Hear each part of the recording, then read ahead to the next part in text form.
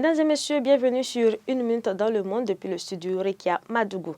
Au Sénégal, 2 jours après le report de la présidentielle au 15 décembre 2024, adopté par le Parlement, les divisions se creusent au sein de la classe politique sénégalaise entre partisans et opposants à un report de ce scrutin. Des divisions qui se retrouvent jusque dans le camp du pouvoir. Après la démission dès samedi soir du secrétaire général du gouvernement, c'est au tour de d'autres de marquer leur désapprobation. C'est par la publication de sa lettre de démission adressée à Macky Sall qu'Awa Marie Coll Seck, ministre d'État et présidente de l'initiative pour la transparence dans les industries extractives, a exprimé son désaccord avec le président. Le Sénégal mérite de voir son calendrier républicain respecté, a écrit l'ancienne ministre de la Santé dans ce courrier, et même si notre processus électoral reste à parfaire. Une façon de remettre en cause l'argumentaire utilisé par le président Macky Sall qui parle d'une crise institutionnelle grave due à des dysfonctionnements trop nombreux dans le processus électoral et qui mériterait donc que les élections soient reportées.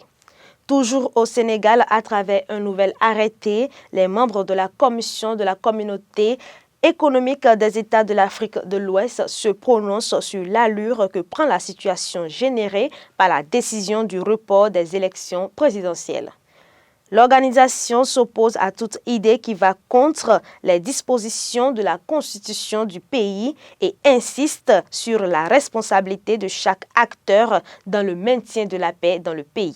La commission de la CEDEAO recommande plutôt des mesures nécessaires pour rétablir le calendrier électoral conformément aux dispositions de la Constitution du Sénégal. La promotion des actions encourageant la violence est décommandée par la commission et les forces de l'ordre sont invitées à faire preuve de la plus grande retenue et à protéger les droits fondamentaux de tous les citoyens. La CEDEAO s'engage à porter main forte aux autorités du pays en cas de besoin. En RDC, les nouveaux combats à Goma entre l'armée et le mouvement rebelle du M23 ne sont pas passés inaperçus. Surtout pas auprès de l'équipe nationale congolaise. Concentrée sur leur demi-finale de CAN, prévue ce mercredi 7 février face à la Côte d'Ivoire, les Léopards se sont exprimés sur les réseaux sociaux.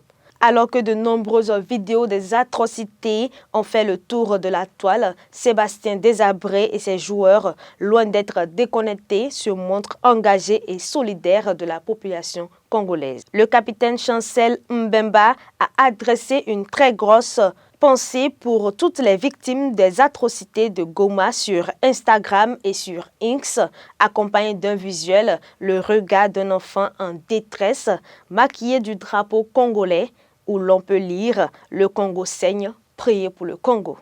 Bouclons cette session d'information avec l'ex-président chilien. Sébastien Pinera est mort mardi après-midi dans un accident d'hélicoptère dans le sud du Chili. L'ancien chef d'État était aux commandes de l'engin et se rendait dans sa maison de vacances lorsque l'accident a eu lieu. Sébastien Pinera était un pilote expérimenté, mais les conditions météorologiques étaient mauvaises. De la pluie et du vent, rapporte une correspondante d'RFI à Santiago, Neila Derwazine. L'hélicoptère s'est crashé dans un lac. Une enquête est en cours pour tenter de déterminer les circonstances de l'accident qui a provoqué la mort de l'ancien président.